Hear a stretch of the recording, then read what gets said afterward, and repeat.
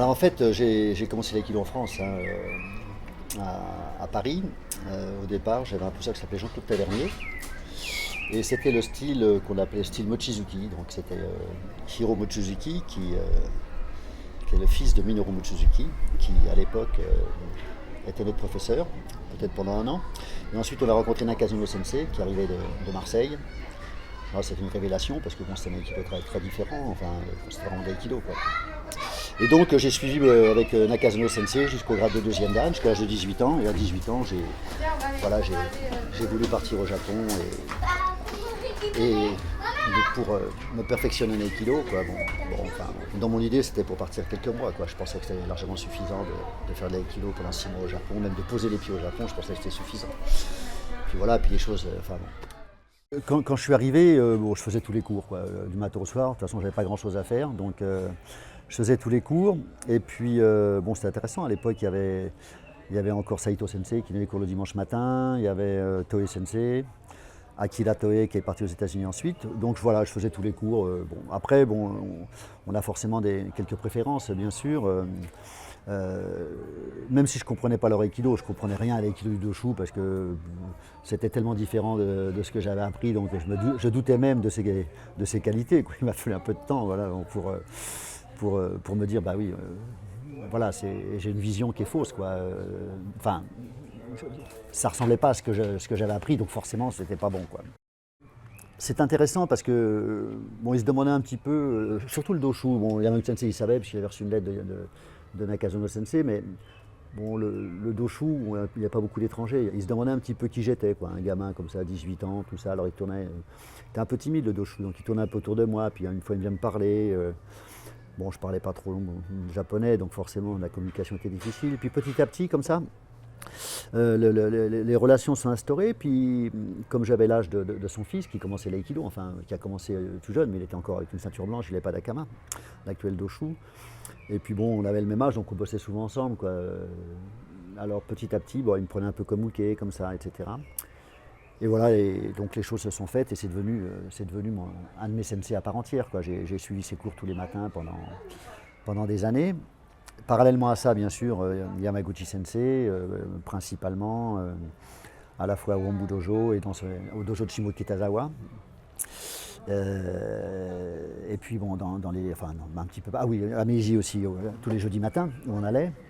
Donc là, c'était des relations un peu plus filiales. Quoi. J'allais chez lui, il m'avait pris sous sa coupe, ouais, il s'occupait vraiment de moi. Et puis tous les autres sensei avec qui j'étais proche, c'était Saotome Sensei, c'était Masuda Sensei avec qui on était très proches, on sortait ensemble. Je veux dire, j'ai jamais, comment dire, essayé de mimer Yamaguchi Sensei, en tout cas dans ses formes excessives, enfin je dirais pas ses formes excessives, mais les formes excessives de Yamaguchi Sensei, on ne les voyait pas chez Yamaguchi Sensei, c'était de la pureté, on les voit chez certains de ses élèves, pas chez Yasuno par exemple, mais chez certains, même étrangers qui étaient là à l'époque, et qui mimaient évidemment, on mime toujours le plus facile. Hein. Il suffit qu'un prof se passe la main dans les cheveux, on va se passer la main dans les cheveux, d'accord. Voilà, donc cette façon d'être un petit peu désinvolte, alors qu'Yamaguchi Sensei ne l'était pas, mais l'idée que ça donnait, cette façon peut-être de jouer avec le partenaire, alors que Yamaguchi Sensei ne jouait pas avec le partenaire, il n'aimait pas jouer avec les partenaires, il disait toujours que wakiganai, il ne faut pas qu'il y ait d'ouverture, etc. Mais ça, les gens ne comprenaient pas. Et je pense que ce qu'il aimait bien aussi chez moi, c'est que voilà, j'étais authentique, je faisais mon aikido. Mais bon, quand il faisait ses cours, je faisais ce qu'il montrait. Et j'essayais de le faire du mieux que je pouvais, parce que c'est ce que j'avais envie de faire également. Mais j'allais au cours de Osawa Sensei, c'est totalement différent. Je faisais l'aïkido de Osawa Sensei, enfin au sens de la gestuelle, quoi. Et donc j'ai jamais eu de problème, je pense, je pense, peut-être que quelqu'un qui a qui aurait eu un regard aurait pu penser que c'était différent, mais d'adaptation, puisque bon, tous me prenaient comme Uke de la même manière. Même quand Tada Sensei est venu au Japon, il enseignait tous les mardis, à partir de 74 ou 75. Bon voilà, j'étais très souvent Uke de Tada Sensei, alors qu'on n'a pas du tout le même aikido, quoi. Enfin, je pense que ce qui est important dans l'aïkido, c'est pour ça que c'est important pour moi d'aller au cours du doshu, c'est d'avoir une formation de base, voilà, qui n'est pas discutable, quoi. Enfin, au sens, on ne va pas parler d'aïkido officiel, mais voilà. Si par exemple on prend des débutants et si on veut avoir un langage commun, bah oui, peut-être que c'est mieux de leur apprendre dans un premier temps sur Shomenuchi, sortir de la ligne, revenir sur la ligne, repartir sur le côté, etc. Voilà, ce genre de choses, pour Ikkyo, Nikkyo, Sankyo, Yonkyo. Et après, chacun suivant sa sensibilité, ce qu'il ressent sur le moment, les créations qu'il peut avoir dans l'aïkido, s'il veut faire une entrée droite, ou bon, comme Endo Sensei, ramener un petit peu la main, ou comme un autre, être plus direct, voilà. Mais si on n'a pas un langage commun, si on n'a pas des bases, c'est un peu différent parce que on est à l'aise nulle part, quoi. Donc ce qui est important quand on voit un nouveau sensei, c'est surtout de voir ce qu'on... Pas de voir, enfin, on voit l'ensemble et on dit tiens, ça je l'évacue parce que ça je le connais. Ah ça par contre c'est différent, ok. Mais enfin les Kikai ils ont tous la même base, hein, je veux dire. L'aïkido de Yamaguchi Sensei était très incisif, hein. Enfin, c'était vraiment c'était des coupes, enfin son mouvement, c'était la position des mains, enfin bon, etc. C'était très incisif. Bon, il avait un passé un petit peu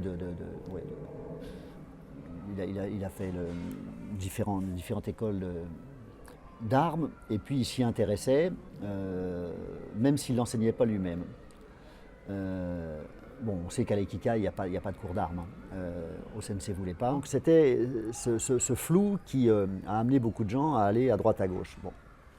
Dans les systèmes d'armes, bon, je ne sais plus trop maintenant, mais à l'époque, bon, soit tu allais au Katori, soit tu allais au Musō Shinryu, enfin je veux dire différentes écoles de Yai, soit maintenant les gens vont au Kashima. Okay. Mais à l'époque, Kashima Shinryu, c'était pas connu. Moi j'ai connu ça parce que j'étais chez Yamaguchi Sensei un soir, et il m'a passé une vidéo de démonstration, et dans la vidéo de démonstration, il y avait Inaba Sensei, qui à l'époque n'était pas Inaba Sensei, qui était simplement Inaba-kun. Pour Yamaguchi Sensei bien sûr, et je voyais cette démonstration et je trouvais ça assez intéressant parce qu'il me dit écoute, si tu veux je te le présente. Et donc il m'a présenté, parce que Inaba était élève de Yamaguchi Sensei en Aikido. Il m'a présenté Inaba Sensei et puis Inaba Sensei m'a dit tu vas prendre le... Et en fait il n'enseignait pas, il étudiait à l'époque parce qu'il a très peu appris avec Kuni Sensei. Et il faisait encore partie du Kashima Shinryu. Ouais, il était je sais pas si Kuni Sensei était mort, je me rappelle pas à l'époque. Et en fait, c'est longtemps après qu'il m'a dit, mais j'ai jamais enseigné à Christian. Enfin, il m'enseignait, mais on s'entraînait. C'était informel, ouais. C'était informel. On était quatre. On était quatre, voilà. Donc, alors, on y allait 3 fois dans la semaine. Le dimanche matin, on y allait 4-5 heures. Et on faisait des fois 4 heures de Kesagiri, comme ça, sans s'arrêter. Et puis après, lui servait de hockey pour les techniques. Bon, moi, comme j'étais gamin, si tu veux, moi c'était mon professeur, mais en fait, il n'est pas beaucoup plus vieux que moi. Et c'est ensuite qu'on s'est revus il y a quelques années, qu'il me dit, mais non, on s'entraînait ensemble, quoi. Bon, mais par le fait qu'il m'enseignait. Donc j'ai beaucoup appris dans le Kashima, et c'était un peu mon caractère, ce côté direct, quoi. Que j'aime pas dans ce que j'aime pas dans l'aikiken, c'est le côté, alors pas n'importe quel aikiken, mais dans certaines formes de ken faites par des aikidoka, le côté négatif. C'est-à-dire, par exemple, on fait comme ça, on tourne son sabre, et quand on fait la coup, on la fait reculant comme un Tai Sabaki qui recule. Moi, si je le fais, je fais pas ça, je coupe et je recule après. Parce que, peu importe, c'est que de la forme. Si les gens ont du plaisir à faire ça, tant mieux. Mais dans mon esprit, ce côté direct, par exemple, sur certaines formes de Kashima où il y a l'attaque, on est directement dessous, pour moi c'est hyper important. Et je l'ai retrouvé en kickboxing par la suite, parce que c'est ça, quoi. C'est vraiment, ça bouge, on est déjà parti. Et en aikido, c'est vraiment le sens d'irimi également. Il n'y a pas besoin de bouger, mais il y a quelque chose qui part. Et cette fulgurance quelque part, je trouvais ça merveilleux dans le Kashima. Donc j'ai étudié les katas, etc. J'avais fait aussi un peu d'IAI, j'ai fait un peu de kendo. Non, j'ai fait on faisait le yari, on faisait le jo, etc. Mais c'était très peu. On faisait le yari awase, enfin bon, mais c'était très peu. On faisait un peu de jo contre ken, le bateau jutsu également. J'ai fait beaucoup de bateau jutsu, j'en fais plus maintenant parce que comme j'étais opéré du coude, j'ai plus du tout l'extension et donc j'ai plus les mêmes gestes. Donc il faudrait que je refasse tout. Parce que quand on a un geste qui est rentré, on sait exactement quand ça sort. Après, et puis, très sincèrement, ça ne m'intéresse pas. Enfin, ça m'intéresse moins. Il faut quand même que je précise. Moi, je n'enseigne pas le Kashima Shinryu.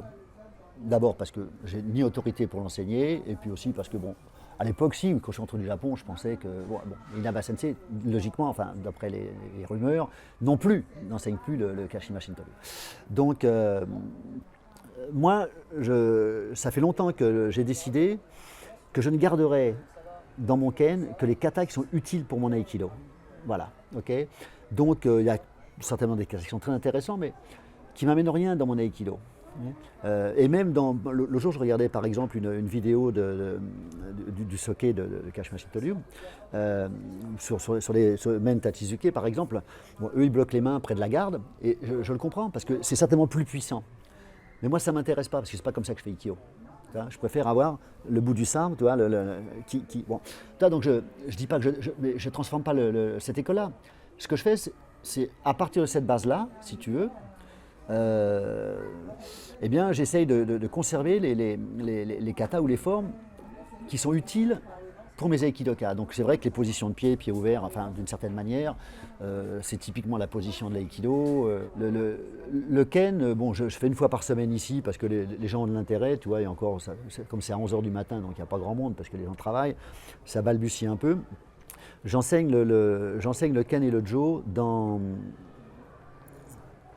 les grands stages. C'est-à-dire s'il y a une semaine de stage, oui, je fais 1 heure par jour parce que ça détend un peu les gens, ils aiment ça, ça évite de faire que de l'aiki, ils sont un peu moins cassés. Et pour le jo, j'ai beaucoup travaillé avec Saotome Sensei.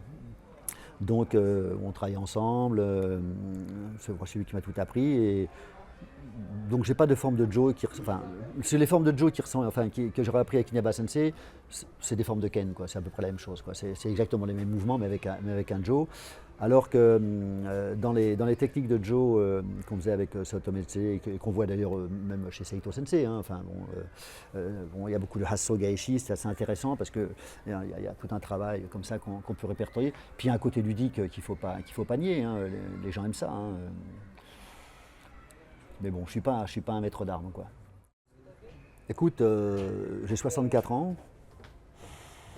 Je respecte de plus en plus de gens. Je suis beaucoup plus respectueux que quand j'étais jeune, j'imagine, parce que j'ai davantage de compréhension, de clémence pour tout un ensemble de choses. J'ai pas l'impression d'usurper ou de voler quoi que ce soit. Bon, si c'est le cas, bon, qu'on me le dise. Mais maintenant, si dans mon aikido, j'introduisais quelque chose de vraiment différent sur les principes, j'appellerais ça autrement. Dans ce cas, je créerais une discipline, ce qui n'est pas du tout ce que j'ai envie de faire, hein, franchement. Mais voilà. Mais il y a des gens qui disent, moi, je fais l'aïkido style Tissier, ou je veux faire votre style, mais j'ai pas de style. Enfin. Moi, c'est le style de l'aïkikai, quoi. Enfin, je ne suis pas plus différent dans mon aikido que Yasuno Lei, que Miyamoto, que les jeunes que je connais moins, Kanazawa ou Endo. Enfin, je veux dire, toi. Tu vois, je veux dire, c'est pas. Après, bon, qu'on dise qu'il y a une ligne Tissier, c'est-à-dire, dans ce cas-là, c'est autre chose. C'est des gens qui ont envie de se reconnaître, si tu veux, comme on dira Birenkai, comme on dira ce que tu veux. Mais moi, mon aikido, c'est l'aïkido de l'aïkikai, quoi. Après, avec ma forme.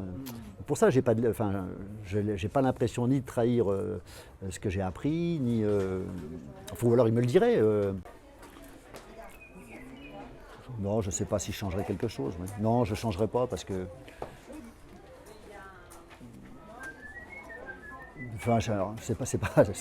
Il n'y a rien qui est parfait. Hein, mais bon, ça peut être plus mal aussi. Non, je le vis comme je le vis bien parce que voilà, c'est comme ça. Faut pas. De toute façon, c'est rap en s'améliorant, ni ça ni autre chose. Hein. Non, ce que je regrette, c'est les erreurs que j'ai faites quant à ce genou, quand ça a commencé à péter. Bon, c'était une époque où on se tire un peu la bourre avec Shibata, Miyamoto, tout ça, et moi j'avais le ménisque qui avait pété, et je venais quand même, et je pouvais pas travailler, mais je restais 1 heure en César sur le tapis en bois à faire le machin, je souffrais le martyre. Complètement idiot, quoi. Ouais, mais je suis comme là au cours, je faisais mon petit samouraï. Ça, plus ça, et voilà. Et quand je me suis fait opérer du ménisque, ensuite, la première fois, le soir même, j'étais sur le tapis, le lendemain, j'étais à Dijon en stage. Tu vois, donc ça, c'est des idioties. Donc, oui, ça a changé quelque chose, parce que maintenant, quand je vois quelqu'un qui commence à avoir mal au genou, je dis, écoute, le plus important, c'est ton corps, quoi, je veux dire. Et voilà, et ça me rappelle ce que raconte Endo Sensei tout le temps, avec sa discussion avec Yamaguchi Sensei. Moi, quand j'ai connu Endo, il était très... Il était hard, hein, il était plutôt violent. Hein, bon. Et un jour, il s'était pété l'épaule dans une démonstration avec le Doshu. Et puis Yamaguchi Sensei, on était au café, il lui dit mais Alors tu veux continuer à avoir les épaules bloquées comme ça à ton âge maintenant, c'est comme ça que tu veux continuer? C'est ça l'aïkido, ben, tu ferais mieux d'arrêter, hein, tu ne sers plus à rien. Et là, hop, il a commencé à réfléchir. Là. Il a changé son aïkido. Non, moi, ça n'a pas changé mon aïkido, j'aimerais pouvoir retravailler à genoux parce qu'il y a quelque chose qui est très, très frustrant quand tu enseignes, c'est d'expliquer quelque chose que tu ne peux pas faire. Et ça, c'est grave. Alors je le fais, je prends quelqu'un qui le fait, j'explique, je donne des conseils, mais ça me gêne un petit peu. Ça me pose un problème parce que comme je ne peux pas descendre, enfin, je ne peux pas mettre ce genou au sol du tout parce qu'il ne plie plus, il ne se tend plus. J'ai tendance à faire les techniques. Si je fais Ikkyo Nikyo, je le fais du même côté pour pouvoir poser le bon genou, quoi. Bon, après, en dehors de ça, voilà, c'est fini. Enfin, ma carrière d'aïkidoka, elle est derrière moi. Enfin, je veux dire, j'ai des choses, j'ai beaucoup de plaisir à pratiquer, mais je me fais pas. Enfin, je pense que le jour où j'aurai vraiment un problème plus important, que je ne pourrais pas faire ce que j'ai envie de faire, pour l'instant je peux faire ce que j'ai envie de faire debout. Le jour où je ne pourrais pas le faire, je pense que je ne le montrerai plus dans ce cas-là. Je trouve ça ridicule de montrer à des gens qui ont 20 ans et qui sont en pleine forme, enfin, en pleine possession de leurs moyens, comment faire quand on n'est pas en possession. Enfin, ça n'a pas de sens. Quoi. Je suis pas exigeant, enfin je suis exigeant sur les gens me demandent quelque chose, je leur enseigne. Je veux dire, ils viennent, j'enseigne. Et tant qu'ils seront là, je ferai des efforts pour être là, pour l'enseigner au maximum, etc. Mais je ne demande rien en échange. Je ne joue pas les sensei, je ne demande pas à ce qu'on me porte mon sac, j'ai jamais rien demandé. Pourquoi? Parce que ma vie est belle. Elle ne peut pas être plus belle à tout point de vue. Je veux dire, mes enfants, ma vie familiale, enfin, c'est super, je suis heureux de ce que je fais, j'ai pas de problème, enfin bon. Donc, je ne vois pas pourquoi j'irais demander, si je peux aider des gens dans quoi que ce soit, j'essaye de le faire. Mais je ne demande rien en retour, si tu veux.